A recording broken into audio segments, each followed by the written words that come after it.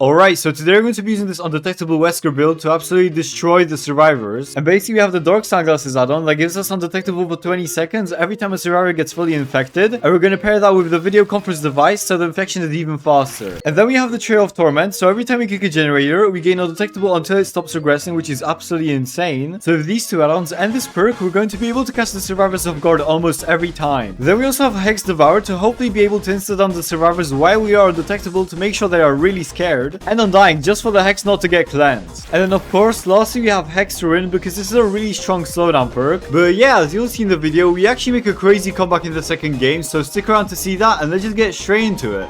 Okay, we have the TOBA Landing. Should be a pretty interesting map. I feel like undetectability in it is pretty strong, so we should definitely be fine. But yeah, either way, let's just go try to find the survivors first. And nice, I already see someone in there in the distance. And I think someone's working on this gen too, so let's just try to get them off guard. And wow, they kind of went in between me, but that's fine because we find the Ada. I will try to get her my power though, because we have the undetectable add-on, so we try to get them infected. But to be fair, she doesn't get too much distance, so I think we can get the down. I mean, might as well since we're in a position to do that. So I'll just go for my power, and I don't think she makes it anywhere, which is perfect. Also, there's some of this gen, but yeah, they did cleanse my hex. Also, this crazy thing happened to me at the mall yesterday, so I'll get into that in a bit. But yeah, survivor falls down straight on top of me. I'm not sure what she was thinking, so I guess I'll just go for my power here, and yeah, pretty much already dead. I mean, not pretty much because she's literally dead, but either way, no survivors going for the unhook. Oh, and nice, you've got one Undying stack. Now that I think about it, maybe Ruin isn't the best perk combo with Trail of Torment, but yeah, they should be able to cleanse it in a while. And then we also have 2 tokens of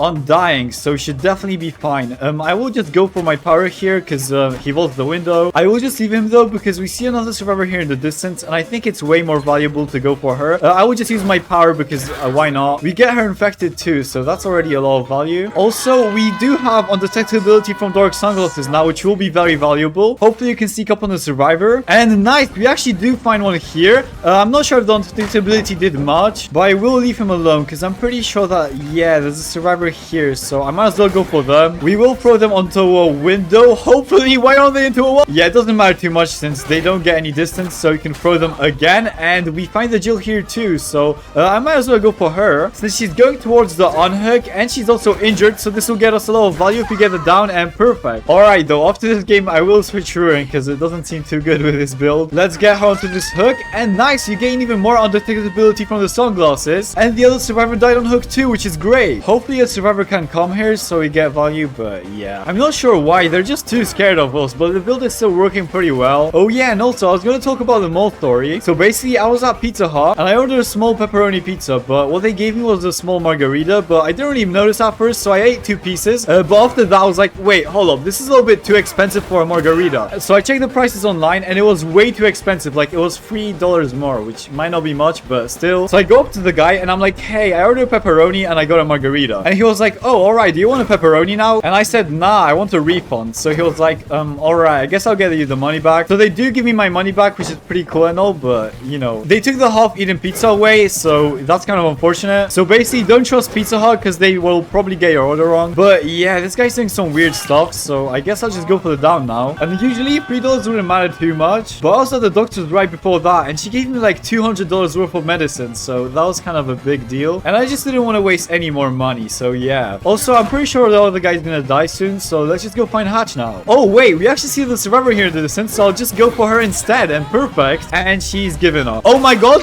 the Hatch is right there. I'm really sorry, girl, but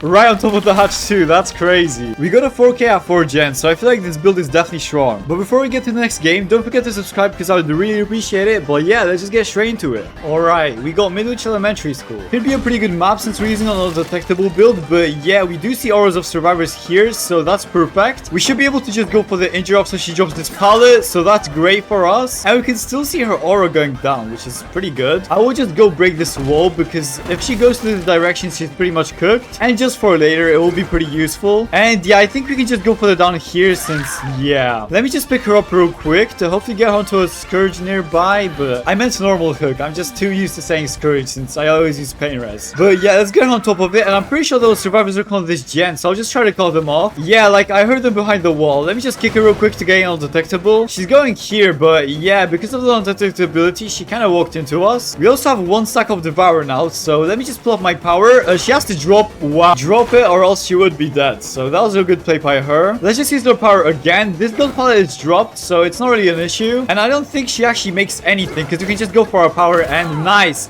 She is injured now. I thought she was injured before, but I guess I'm just tripping. Either way, let's just go around. She vaults this window. She doesn't vault it again though, so we can just use her power. She drops that pallet. She does see our hex. Kind of unfortunate, but what can you really do? Alright, she's probably gonna drop that pallet, but we can just go around and we do get it down. Let's just hook her here. I don't think they're still working on this gen, so we should be fine. Also, we're still undetectable, so nice. We can catch the survivor off guard. We do get the injure. Let me actually break this pallet real quick. She's probably gonna go for the unhook, but yeah, we're right here, so we can get the down. They are kind of popping gens like crazy, but we should be fine. Let me actually go away since we do have, yeah, a devour. I want to get my stacks up, but these survivors are just not letting me. Either way, let's actually just go for this girl since she's already over here and she's not even trying. Let me actually go for this one too. We're getting a lot of injuries right now, but yeah, I think we can get her into a mending state too. We have pre-infected survivors as well. We just have so much pressure right now. Let me go for her. Nice, we get it down. They did cleanse one of our totems. I'm not sure if we still have devour though. Also, we're still undetectable because the survivor did just get infected, so hope you can sneak up on these survivors. And nice, I think I saw scratch marks. Perfect, we can actually just sneak up on these guys. And I would go for the other girl, but this one is body blocking, so I might as well just go for the injure. And I think she actually went around, so we can just go for the launch here. And yeah, she's around this loop. Let's actually break this pallet, so she has to waste the other one. But wait, I don't think she actually makes it, so we can just go for the down here. The undetectable is actually getting us a lot of value in this game, although devour isn't, but that isn't really a problem. Let's get on top of this hook, and then we can just go for the survivor since, yeah, we can see her here.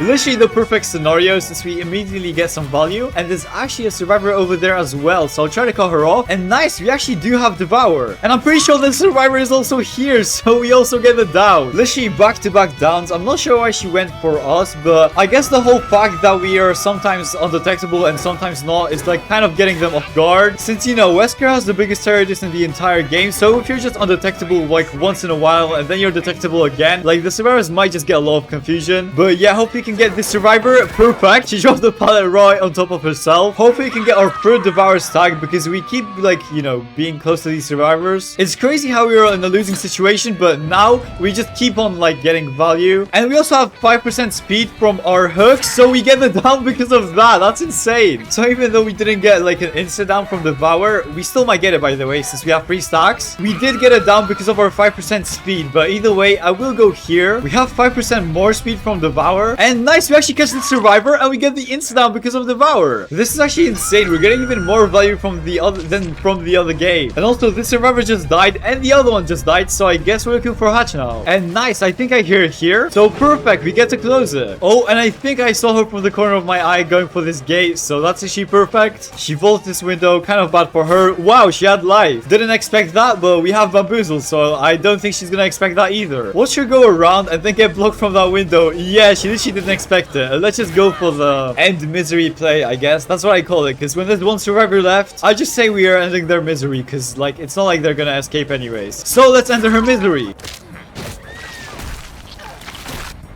And yeah, this build definitely worked out better than I expected. But either way, don't forget to subscribe because I'd really appreciate it. And I'll see you guys in the next video. So bye.